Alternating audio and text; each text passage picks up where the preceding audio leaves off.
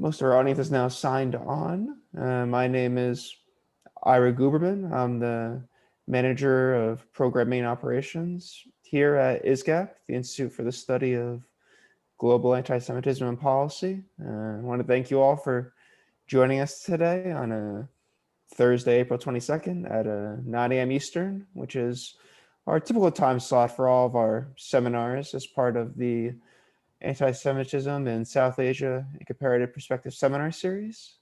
At this time, I will hand things off to today's convener, Dr. Navras Aafreedi. Thank you, Mr. Guberman.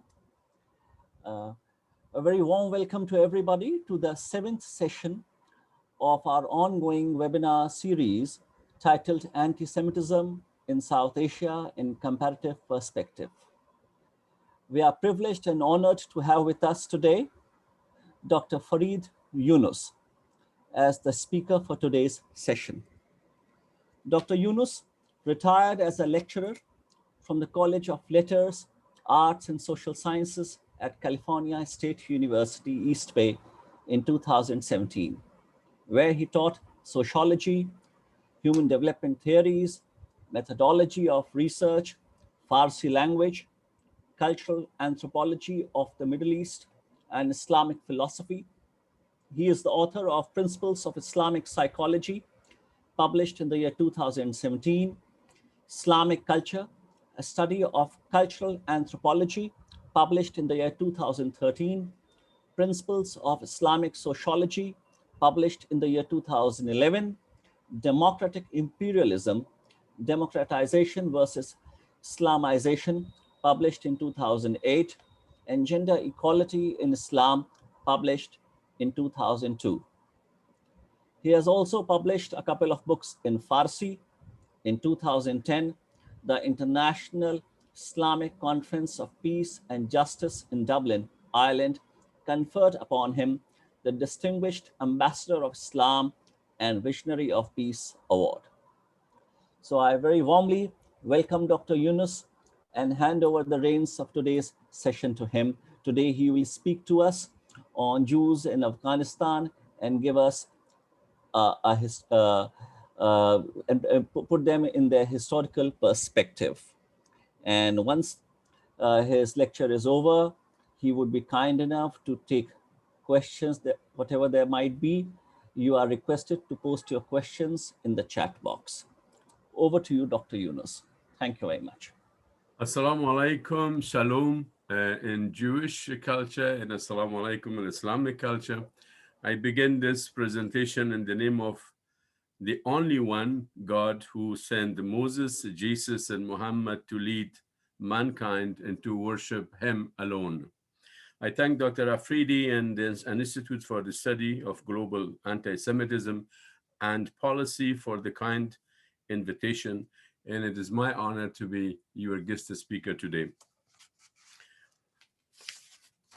Before I say a few words on Afghan Jews, I would like to mention three important issues. First of all, the amount of academic resources on Afghan Jews is very limited. So most or journalistic reporting in the first article I've expressed and appeared on Afghan Jews was in 2007 by Ambassador Jawad, now the ambassador of Afghanistan in Russia. According to legend, the Jews have been in Afghanistan since the Assyrian or Babylonian exile. And there is evidence of a continuous Jewish presence since the 8th century. Mr. Fedor, would you please play that short video? Mr. Fedor?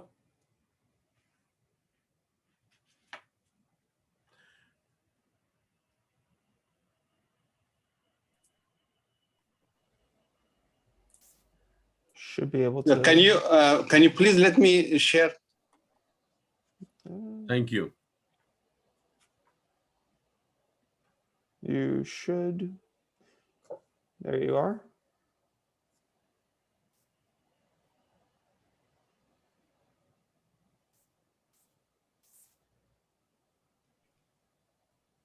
Oh, God. Oh. I think we just lost the share that you had going. Yes, I'm sorry. I'm sorry. I can't unshare.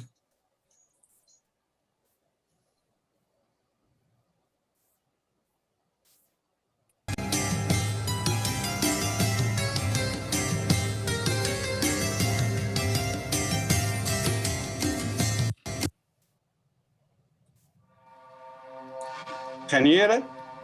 Yes. Yes.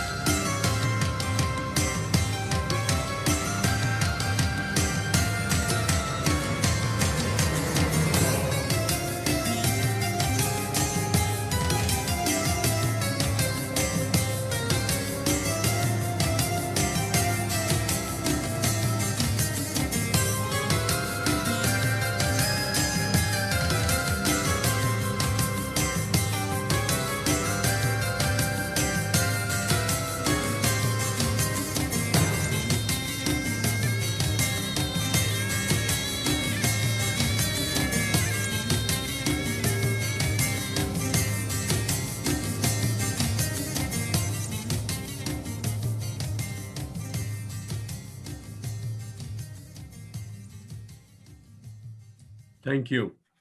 Yes, in 2001 and 2011, an amazing archive was accidentally found, and villagers in Afghanistan found a cache of fragmented Jewish manuscript in a cave.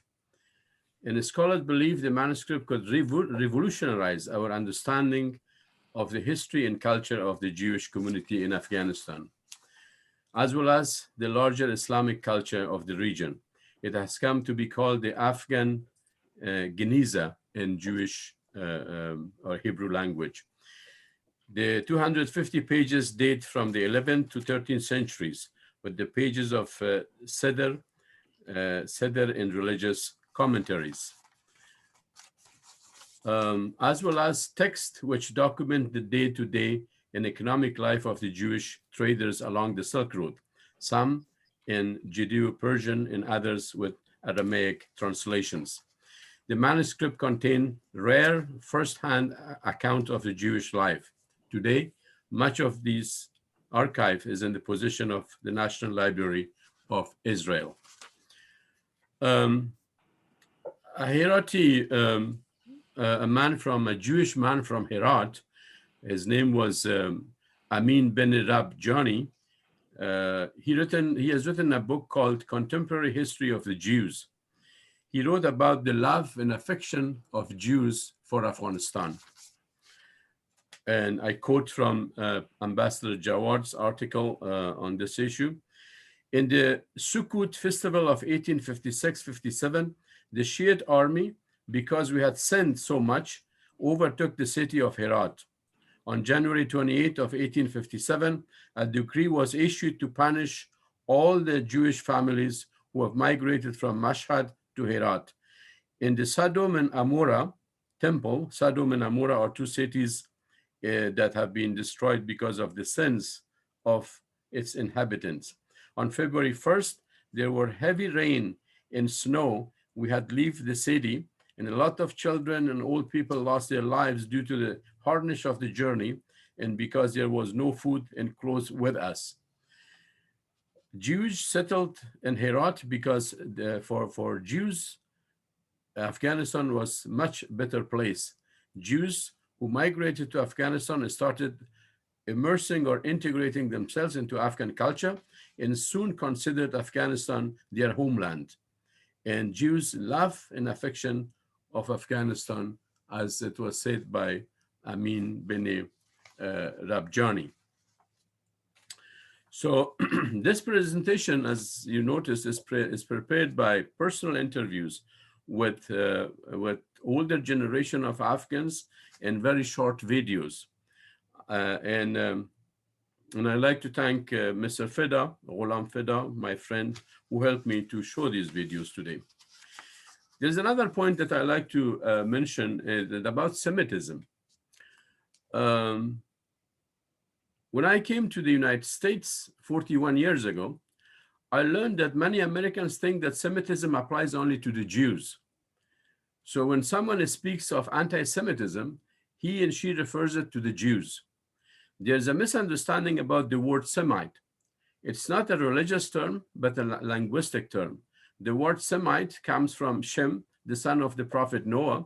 And linguistically, the term Semite refers to those people whose ancestors spoke Assyrian, Babylonian, Aramaic, Arabic, Hebrew, and Ethiopic, Assyrian, Babylonian, Chaldeans, Amorites, Armenians, and Armenians, Canaanites, including Phoenicians, Arabians, and Assyrians, shared the root of the language. Surprisingly enough, most of the Semites speak Arabic today, which is the richest of all languages. According to author and translator of old scriptures, Thomas Clearly writes, Arabic, most precise and primitive of the Semitic languages, shows signs of being originally a constructed language. It's built upon mathematical principles, a phenomenon not paralleled by any other language. In the Quran, the Islamic scripture is written in the Arabic language. So in contemporary world, the word Semitic is appropriately applied to both the Arabs and the Jews. Semite is not a race issue, a linguistic one. Neither a converted Jew nor a converted Muslim is considered to be a Semite. So anti-Semitism in Afghanistan is a very much unfamiliar term. The full majority of Afghans do not know about this term anti-Semitism. I personally learned about this term when I went to Europe for my education in 1974 as a student of cultural anthropology in Denmark.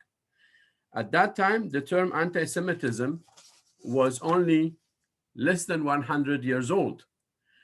So the reason for Afghans that not knowing the term anti-Semitism is not only because this is a Western concept in terminology, but Afghanistan being predominantly a Muslim country, recognized Judaism as a monotheistic religion and revered the prophet Moses. So we did not take a Jew because, hate a Jew because of his faith. So, and that is why many history books and the written of our people and my interviews tell me that Jews and Afghans had a better relationship, especially women in Herat, in Kabul. They had very kind relationship with each other. So there was no such things as anti-Semitic feelings. And I personally had a friend in high school. His name was Mikhail. And Mikhail now, he may be in New York or Israel, I don't know. But after the 1967 war, he migrated. Therefore, we move from a linguistic principle to anthropological principle, and especially cultural anthropology, that Jews were Afghans like any other Afghan, but a minority group. In all cultures across the globe, there is a degree of discrimination and prejudices, and no one can deny this fact of our human lives.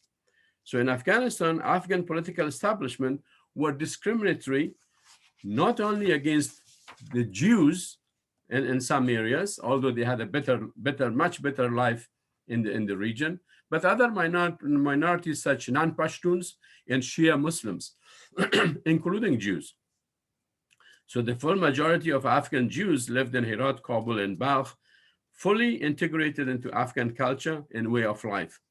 And political establishment practice allowed to practice that they should practice their faith, freely. And about the population that you saw in the first video, 40,000 people one day, I disagree about that, because my reasoning on this is that as I speak today, 22nd of April 2021, in Afghanistan, there is no official census. No official census exists in Afghanistan up to date. So this estimate of 40,000, it's a little bit exaggerated, and it's not true. And there are some other report that in time of Mahmud Ghaznavi, the Emperor Mahmud Ghaznavi in Afghanistan, there were 8,000 people, Jewish people lived in Ghazna or Ghazni of Afghanistan, and they had even administration jobs, just like Ottoman Empire. They had administration jobs. They had also administration jobs in Ghazna. So because there's no and we don't have a national census, and we do not know the exact population of Afghanistan. And as I said, people of Herat told me that they did not have any problem with the Jews in Herat, and mostly women had a very good relationship with them, and they were bringing some merchandise to families, and the Herati people were purchasing these things. And another thing that was very much in Europe, but not in Afghanistan, and that's the ghetto area, that they secluded Jews in Europe, but not in Afghanistan. In Afghanistan, Jews' quarter were just naturally got together, just like we Afghans came to the United States. For example, in the state of California, most Afghans were settled in the city of Fremont. And then they spread around the country. It's just because of cultural values, similarities, language, food, and all that. So Jews were not secluded in Afghanistan in a ghetto area like it was in Europe. And I remember very well when I was in Afghanistan that the best part of town was Sharanau, meaning the new city.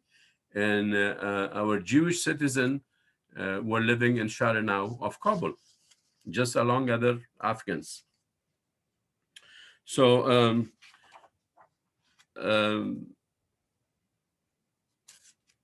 Afghan Jews were not forced to leave Afghanistan either.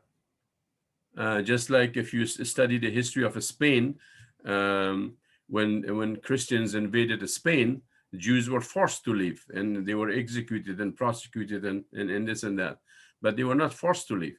It was, they were there and they loved Afghanistan, but by the request of the Jewish Congress in February of 1950, that they asked the ambassador of Afghanistan in Washington, D.C., to allow Jews to migrate to Israel.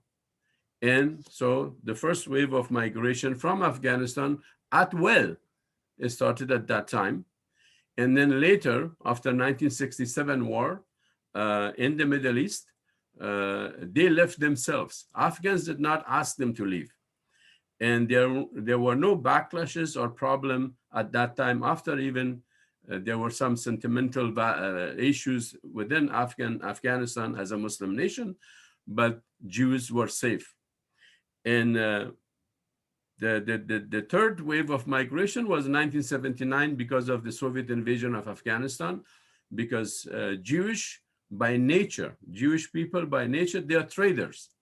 They are very good businessmen. They are hardworking people. And they didn't see a good opportunity under communism, so they left Afghanistan. So, but as I said, in all cultures, there are some degree of discrimination and prejudices. No one can deny that. That's in India, that's in the United States. Look at George Floyd issue everywhere. So in Afghanistan, if there was some discrimination or prejudices against Jews, it was also reciprocal. It was against Afghans too. Mr. Fida, would you please play the Dawood Khan picture with the Shushan, the Jewish woman? And I mean, just, yeah. This is President Dawood. And there is a radio in Herat right now. They made a beautiful program on radio just 1 month ago, that a Jewish girl she wanted to marry an Afghan man. His name was Ahmad Anwari, and the Jewish was Shoshan Simontov. And Ahmadi now is passed away, but Shushan now is in Germany. And the Jewish family, they did not want her to marry an Afghan man just because he was probably a Muslim or an Afghan. So President Dawood, just a few years ago, President Dawood, he mediated between the families, and he established a ceremony, and he managed to convince the Jewish family to allow their daughter to marry this man. So they came to Kabul, and he married them, and then he paid their airfare back to Herat, and they went back to Herat, and but unfortunately, the man now has passed away. But Shushan Simontov, she lives in Germany. So there's no anti-Semitism here, and there was a discrimination, and there was prejudices from both sides. So it's not just only Afghans or Muslims at that time. And also, thank you, Mr. Fida. You can remove that. And also, I remember in Kabul in the 1960s, there was a fellow, I tried very hard to find him, and I'm still trying to find him. His name was Ahmad Shah Sadozai. He was coming from a very wealthy family. He was in love. He was in love with a Jewish girl. Again, the Jewish family did not want her to marry him. So they shipped her, the family shipped her to Israel. They didn't allow her to marry that Afghan fellow. So, as I said, anti-Semitism by definition does not exist in Afghanistan and did not exist. But of course, there were prejudices and discrimination and this from both sides. It was not just one-sided issue. So,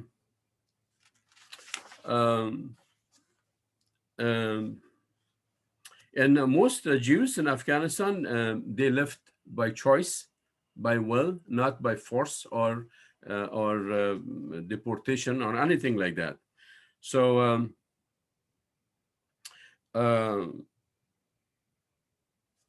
now we are coming to the case of the Taliban, which is very important in our discussion because the Taliban were mostly Pashtuns, the majority, 99%, 98% Pashtuns, but there are some other elements of Uzbeks and some other radical Muslims among them, but 98% they are Pashtuns.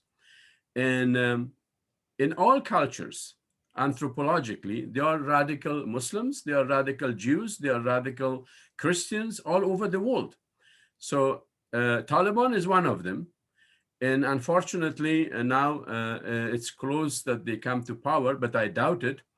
And they committed atrocities in the last 20 years, killing innocent people, beheading Christians, things that is not Islamic at all. And in the story of Jews and Muslims, I like to remind you about the movie that made in France called Les Hommes Libres, in French, Free Men, that in the time of war in Germany and France, World War II, it was Muslims who supported the Jewish families inside the mosque in the underground, and Hitler's soldiers could not find them. And it was Muslim who provided Jews with their identity card as a Muslims, and they let them go. So they were protected under Muslim yoke, just like at some other time in history, they refuged to Muslim lands. So I like to show you the, and also remember that it's not that the Taliban were against other religion and way of life, and which is all un-Islamic. They destroyed the most important artifact of Afghan history and Afghan archaeology, and that was the Buddha of Bamyan. They destroyed that and blew it up. So, Mr. Fida, can you play, please, the Afghan one, only one Jew?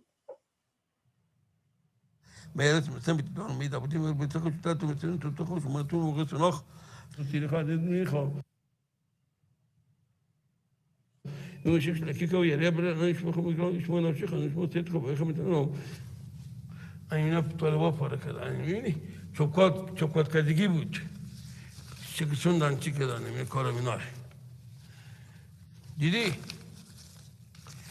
به ما خیلی به ما گفتن بیا ما تو 50 لک دلار تو 50,000 میلیارد آمدیم ما کلمه تعداد ما کلی شده میتونم ما خدا مر یود ساخته تو مسلمان ساخته این گپای زنانه است اینا از وقت همین طالبا و جایده همین جنا اومدن همین گپا همینا کشیدن بیان ندارم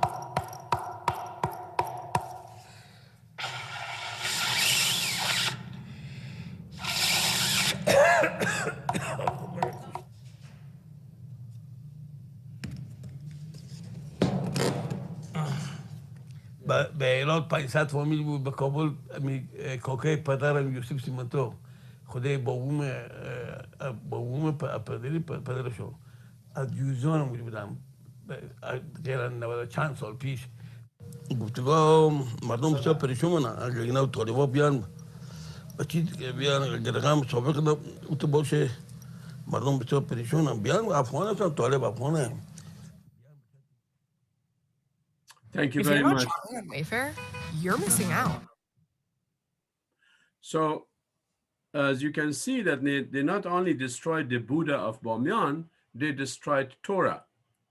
And there is a saying of Prophet Muhammad, peace be upon him, who said that if you want that your religion be respected, respect other religions.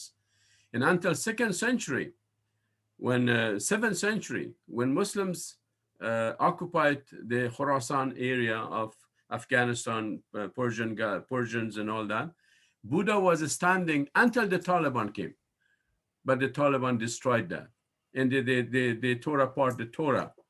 And the biggest mistake was by President Donald Trump, who signed the nonsense agreement with the Taliban and gave them more power. And that is, I'm very surprised that now we are replacing Afghanistan. I know Afghanistan democracy is a very fragile one, and democracy has its own challenges. But I also, I'm very surprised at how could we support a radical Islamic people that totally are against any kind of civility, human rights, women rights, other religions, faith and denomination, their rights. And now we are in the verge of allowing them to come back to power. And that really surprised me as a Muslim, as an Afghan American. So Taliban is not a choice for Afghanistan at all, but Afghans could, I proposed that instead of supporting the Taliban, we have to establish an international conference making Afghanistan totally neutral, non-aligned, no military pact with nobody, just like Switzerland of Europe, Afghanistan, Switzerland of Asia, and allow them to build itself and bring some troops and from United Nations or NATO, whatever, to keep Afghanistan stable and safe, and allow Afghans to elect their own government by democratic principles and make corrections to their democracy. Just like we had a democracy in this country, United States, more than 240 years, we had our challenges. We had civil wars, we have discrimination, women were not part of the democratic system until 1921. The blacks were not part of democracy until 1964. So we could change our democracy and make it better. But bringing a radical Islamic government that do not have any regard or respect for human values, that is a big mistake will be committed by the West. Regarding the issue of Pashtuns being a descendant of Jews, there are pro and cons, as Professor Aafreedi last week gave a beautiful presentation about the Pashtuns, origin of Pashtuns being descendant of Judea and Assyrians and all that. But there are some other scholars who reject this, and because they think that no, Pashtuns, just like any other groups, they're Aryans or Aryans, and this is what Faiz Muhammad Khatib, Afghanistan's magnificent historian, writes that Hashim Shaikh Bukhari on the formal in classic history refers to documents of Pashtuns being Aryan in their land to the east of Fars, that's today's Afghanistan. Ahmad Ali Kozat, another historian, in Najibullah Turwana, used some of the Sanskrit and Greek mythical names in our cities, in our kings and leaders, and thus turned it into an acceptable theory that washed away the theory of Afghans being Bani Israel. So normalized the idea of Pashtuns being Aryan, and meanwhile the theory of Afghans or Pashtuns being Bani Israel was outside of Afghanistan too.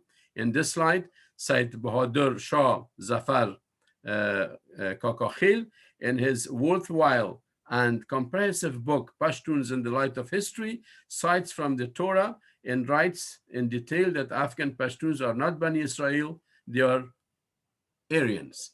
So, and also my study shows, I'm not an expert of this subject matter, but as a teacher of the Middle Eastern studies in Afghanistan history, my study shows that Jewish people, they were highly skilled horsemen. Highly skilled horsemen. If you study the history of Assyrians and Babylonian and the history of Jews. And then in northern Afghanistan, we have a game called Buskashi, a polo, that is horsemen, and they train horses. And Jews were not only in Herat and Kabul and in these two major cities, they were in almost all over Afghanistan, including Balkh, the northern Afghanistan, including Badakhshan, in these places that these polo Afghan horsemen games are being played. So now we have to study where this horsemanship came from, because Jewish civilization is 4,000 years. So that could spread to all over the world, because they were the first monotheistic religion of the world. It's 4,000 years old. It's not just a history, it's a civilization. So we have to study and dig out the information, how this Afghan horsemen come about.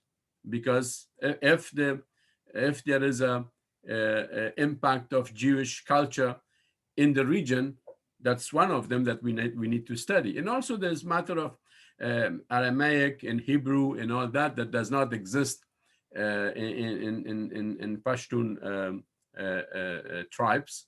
The alphabet is different, but these are very controversial issues that we claim that Pashtuns are descended from Jews. Yes, Jewish were living in Afghanistan. We already explained that.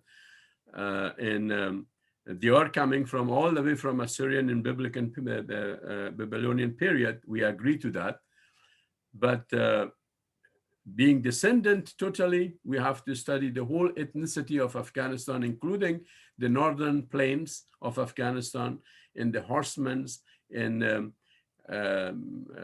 with the traces of Jewish culture in order to understand the real impact of that. Thank you very much for your time, and I appreciate for your kind invitation.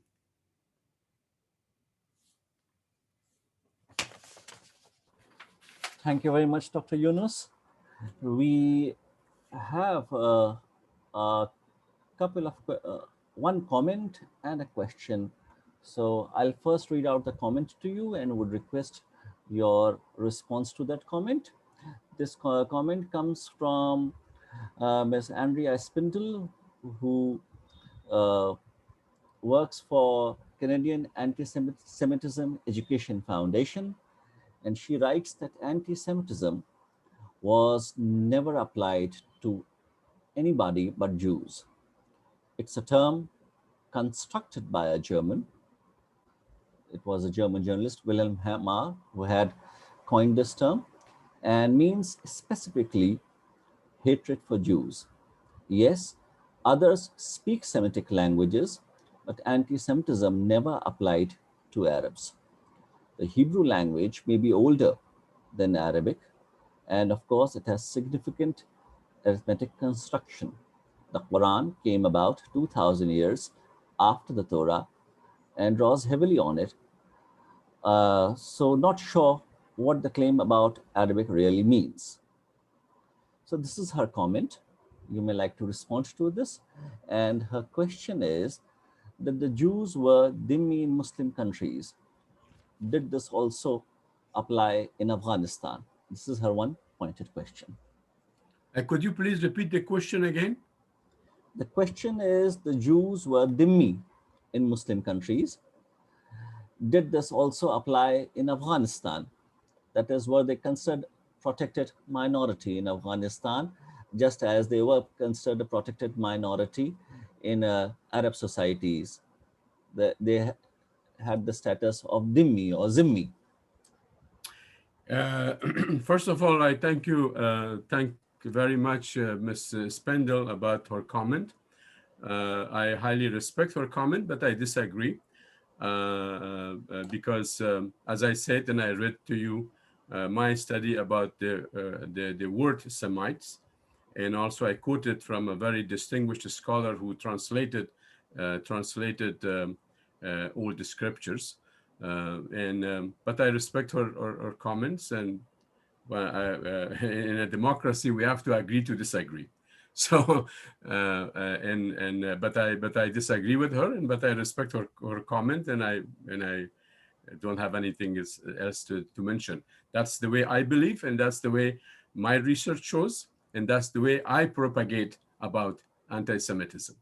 Another thing about dhimmis, we should not compare civilizations, the old civilizations, with today's civilization. At least at that time, the Jews and Christians and other minorities, other religion under Islamic empires, they were protected. And as I said, the story of France in World War II, or the Jews expelled from Spain. Where did they go? They went to Islamic empires. And these are the facts of history. We cannot deny these. But we cannot compare civilizations from old civilization with contemporary 21st thinking of human rights. At that time, at least, Jews and Christians and other minorities, they were protected under Islamic rules, and they were allowed to practice their faith. They were allowed to do business and all that. They were not part of administration. Just like today in the United States of America, we do not have a Muslim member of cabinet in the United States of America. And that's understandable because it's a Judeo-Christian society, and we don't expect that a Muslim should be part of American cabinet. And I personally don't. But at least we have to look from an optimistic point of view that how much Jews in the past were tranquil and had freedom under Muslim empires compared to Europe or Eastern Europe. That's my answer to Ms. Spindle. Thank you very much. Dr. Younos, I have a question for you. Please. My question is that could you give us in any instance when the term anti-Semitism came to be used for hatred of or prejudice against anybody other than Jews? Yes. The Hazara tribe of Afghanistan, They were massacred. Their rights were violated, and they were Shia Muslims in Afghanistan. I'm studying Afghanistan, and the Nuristani people, people from Nuristan, they were forced to for Islam to convert to Islam. Well, the Quran says, "Let be no compulsion in religion." No one can force anyone to accept Islam, but they were forced to convert them. So these things committed by wrong leadership and wrong government and all that. But you raise your hand again, Dr. Aafreedi, please. Yes, my question is that even if the Hazaras were persecuted in Afghanistan, even there are instances of certain other groups of being persecuted there, was their persecution ever described as anti-Semitic? Were those episodes of persecution ever labeled as episodes of anti-Semitism by anybody? Were these episodes of history ever described as episodes of anti-Semitism? That is my question. Well, I don't call it anti-Semitism, but there were wrongdoing committed by Afghan political system against Jews. 13 rabbis in the time of Amir Sher Ali Khan, 13 rabbis were killed by the government. So today we call it anti-Semitic. But at that time, we have to figure out what went wrong and why these atrocities committed against rabbis in the time of Amir Sher Ali Khan, which was 1850 something. I don't recall, but yeah, it was 1876 that Amir Sher Ali Khan got angry with the Jews of Afghanistan. We do not know why. We have to figure out that why, and killed 13 rabbis. But I do not call that anti-Semitic. It was just kind of dictatorship of the political system, not only against Jews, but against other minorities too. So I do not see any anti-Semitism by definition in Afghanistan of today or in the past. So what is going on in Europe or United States, like hate of Jews? I don't see any because if a Muslim hates Jews, he's not a Muslim. And that is why many empires and other countries, look at Morocco. I mean, I have been in Morocco a year ago before pandemic. I mean, Jews did not leave Morocco because they had a wonderful time under King Hassan in Morocco, because the king allowed them to stay over there. But of course, they had their own sometimes restriction and this and that, but they did not leave for Israel, but they wanted to stay in Morocco. And then that happened also in Afghanistan. So you always need to, Dr. Aafreedi, you need to compare what Muslims did to Jews compared to what they did in Europe or in America even today. That is not relevant to our discussion today. Our discussion is focused exclusively on anti-Semitism in Afghanistan. Point one. It doesn't exist. It doesn't exist. It doesn't exist. And it never existed. Yeah. Minorities, including Jews, were discriminated. And Afghans were discriminated by Jews because she did not marry an Afghan man. And there were 2-3 episodes of that. But I don't, as a person studying Afghanistan, I don't see anti-Semitism in Afghanistan at all. I'm not sure if you are aware of this, that there is and increasingly there is an opinion among scholars today that we should use the term anti-Semitism in an unhyphenated manner. That is, we should not add hyphen when we write the term anti-Semitism. Why do you think it is so? Why is there an opinion in favor of dropping hyphen from the term anti-Semitism? Well, scholars have the right. You see, in every nation, Dr. Aafreedi and another audience, every nation writes their own history. Every nation and people have the right to define things the way they want to. That does not mean that that's acceptable by everybody. I don't care about the hyphen or not hyphen. I'm talking about anti-Semitism. It's a Western concept. It's a Western phenomena. It's created in 1879 in Europe, and it does not exist in my country. Whoever define it, that is there. We respect that. I'm not even talking about that. I'm talking about whether you realize that de-Judaizing the term anti-Semitism is in itself an anti-Semitic act. No, it's not always an anti-Semitic act. Not to me. Not to me. Because, as I said, in my country, other minorities were discriminated and they were prejudiced, just like Jews. Jews were Afghans, just like any other Afghans. So Hazara Afghans, Tajik Afghans, Jewish Afghans, they were discriminated against like everybody else. I don't call it anti-Semitism. You do, I respect that. But that's what the scholarship is all about, that we don't impose our ideas on you, and you are not supposed to impose your ideas on us. I'm not trying to impose any ideas on you. Well, I'm only trying to understand. I mean, as I said, I do not believe in anti-Semitism in my country, period. That's it. I don't want to discuss about it, because something that does not exist, you try to make me that, yeah, there is a degree of anti-Semitism exists in Afghanistan. It never existed in Afghanistan, anti-Semitism, because we had Jewish families, we had Jewish friends, we had, they were traders. Even Zabalov, Semitov, he did not want to leave because of the Taliban, and they wanted to stay in that country. Jews were not forced to leave the country. They left by will. So I would request you to tell me something else.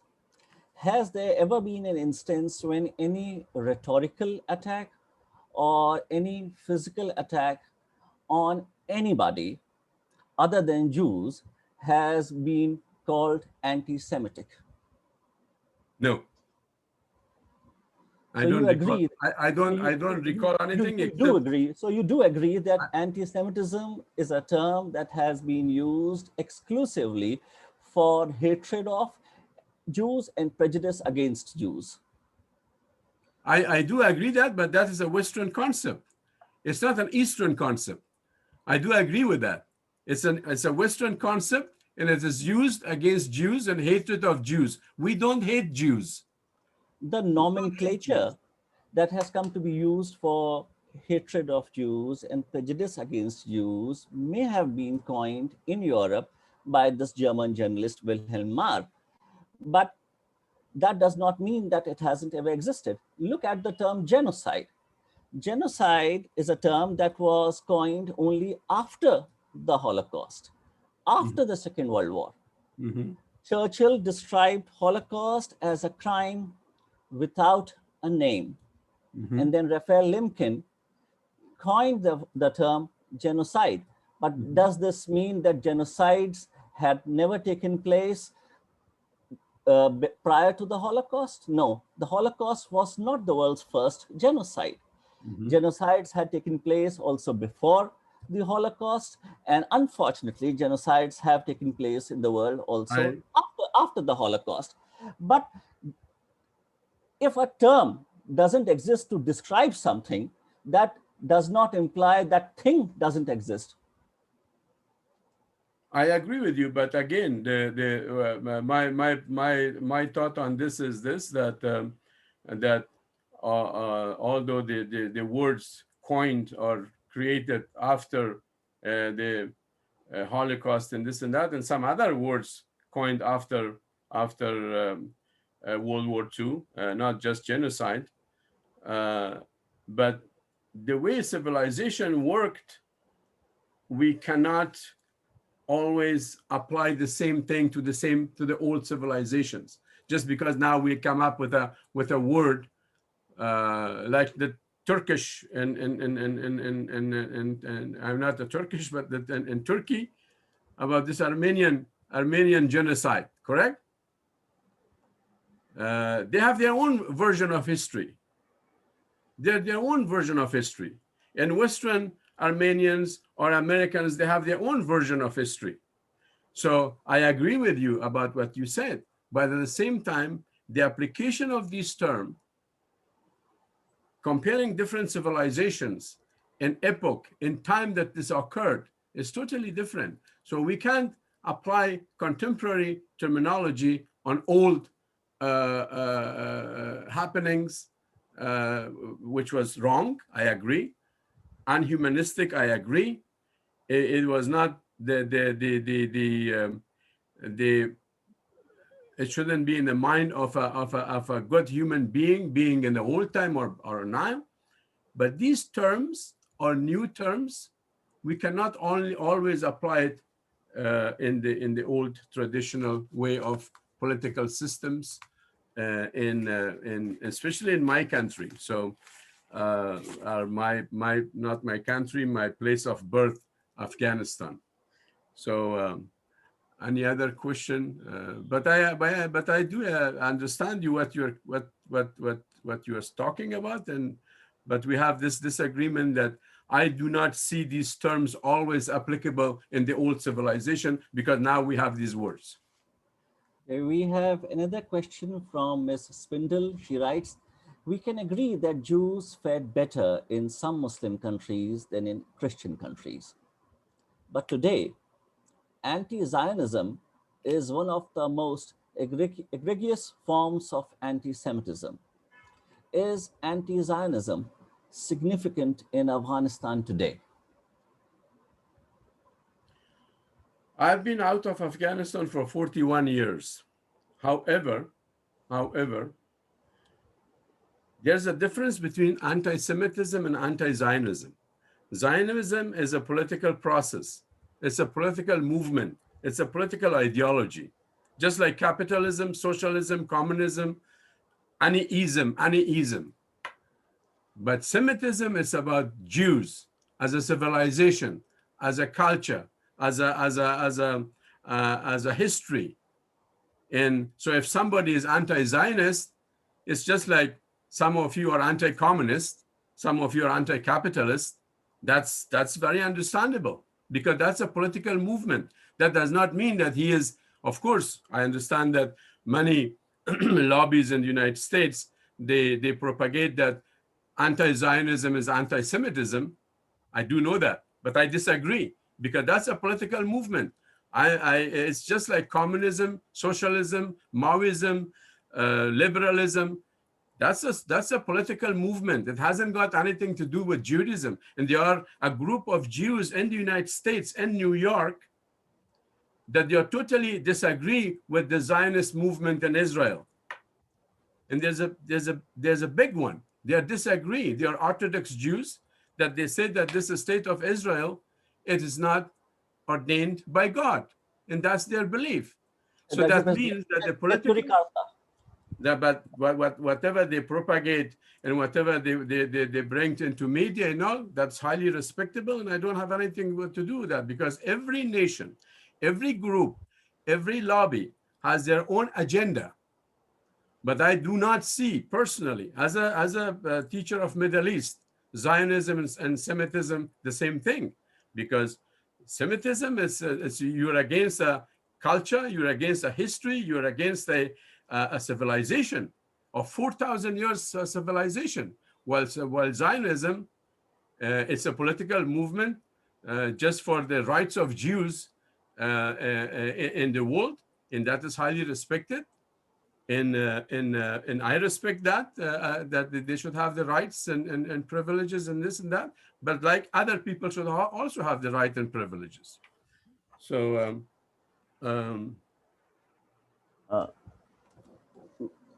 could I ask just one more question? Please.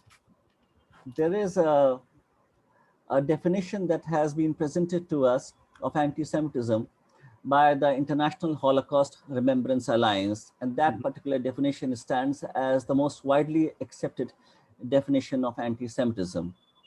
Do you agree with that definition of anti-Semitism? Could you please read it to me again? I don't have that definition on my hands right now. Well, I'm telling you, Dr. Aafreedi and other audience, every nation, every group of people, they write their own history. That does not necessarily mean that some other group or nation should agree with that. If it's that widely used, that's widely propagated, I respect that. But that is their definition. It's not everybody else's definition. There's just one Jewish state in the world. The rest of all the countries that have accepted that definition are certainly not Jewish. Dr. Aafreedi, we are both academics. We don't need to defend here. We just need to base our argument on the basis of logic. There one Jewish state, I agree. They defined anti-Semitism for themselves, I agree. Is that definition is acceptable for everybody else? I don't know.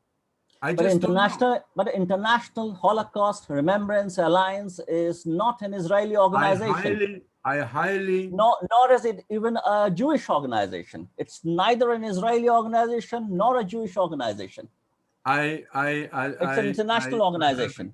I have a great sympathy for what happened, and I am, in this regard, I am a Jew because of Holocaust, because it was totally unacceptable.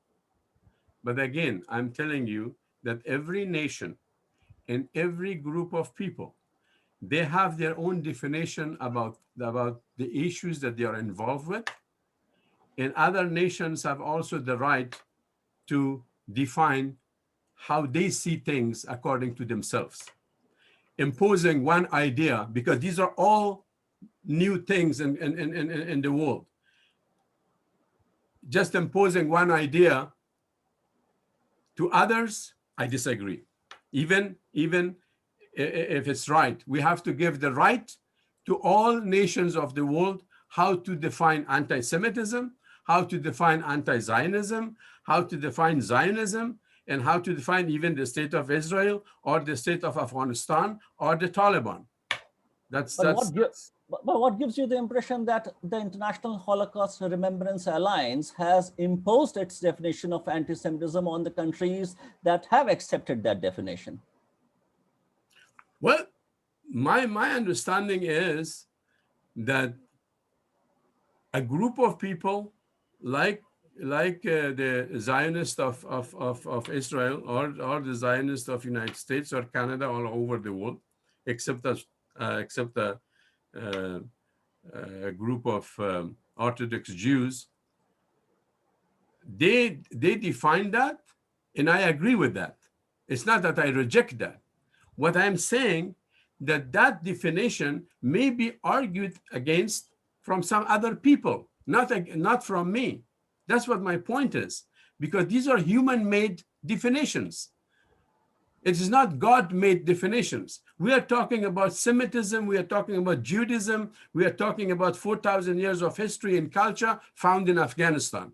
We are not talking about Zionism. This session was not about Zionism or political Zionism or Holocaust and all that. We respect that, we agree to them, but what I'm telling you, that other people of the world have also the right to define the way they see things. That's my point. So just like when I came to the United States, I watched football, American football, and they were keep announcing World Series. I was understanding that, how could they say world? Because we don't have this football in Afghanistan or in the Middle East or even in Europe. Why do they call it world? But later, when I learned that's just a medium of a speech for the media to call their own football world football games. It was not world. So I agree with you about whatever you said, but at the same time, that's their definition, not somebody else's definition. But we have to respect their definition and not reject their definitions, but at the same time, If some other people have some other kind of definitions, they should be allowed to have the same kind of definitions. What is the definition of anti-Semitism that you subscribe to? Anti-Semitism to me is purely hates of Jews. We Muslims, we don't hate Jews. We nourish them, admire their civilization, admire their history, admire their culture. We lived side by side with them, and we don't hate them. Look at what happened in Germany. Look at what's happening in the United States. I mean, I never seen a Muslim writing gravities on the wall against Jews. Here, they do it every day. Does a Muslim do that? Never. Because we don't hate Jews. Anti-Semitism, to me, my definition is hate of Jews. I see Jews, and I told Mr. Guberman in the beginning before this program, I was in an interfaith program. There was a Jewish beside me, and there was a Christian. So the Jewish rabbi told me, Professor Younos, we are cousins, because of Ismail and Isaac, the two brothers of in the Torah and in the Quran and all that. I said, let me tell you, put it one step further. You are my brother in creation because we are all children of Adam. So this is totally different thing when you talk about Semitism and Judaism and Zionism. Thank you very much for your time, and I appreciate it. It's 7 o'clock, and thank you for your kind invitation. I know you were not expecting this type of discussion, but of course, somebody in my autobiography wrote that I'm a very outspoken person, and I speak my mind. I speak the way I believe, not what everybody else believes. Again, thank you very much for your time and invitation, and I appreciate this session, and I hope we cooperate in the future. Thank you, Dr. Younos, for your lecture and for answering all our questions. Many thanks to all those who joined us for today's session. I would like to remind you all that next week we will have another session of this series, same day, same time, Thursday, 9 a.m. Eastern Standard Time. And we will have Dr. Mudassir Qamar with us, who will speak on instances of anti-Semitism in the Urdu press in India. Thank you very much. I hand over the reins to my colleague, Mr. Ira Guberman, to say the closing words. And thank you to Dr. Younos and Dr. Aafreedi for today's lecture. I thought it was very, it's wonderful that the seminar series can bring people together from all different backgrounds and perspectives to have these kinds of conversations. Yeah, there was a lot of very interesting ideas and words exchanged, and it's certainly, these issues will be something we continue to discuss throughout this seminar series and in all of ISGAP's events that we continue to bring forward. Please do join us again next week on Thursday at 9 a.m. Eastern. And please visit our website, isgap.org, to learn more about upcoming events and to watch recordings of ISGAP seminar series. Thanks again. Take care, everyone.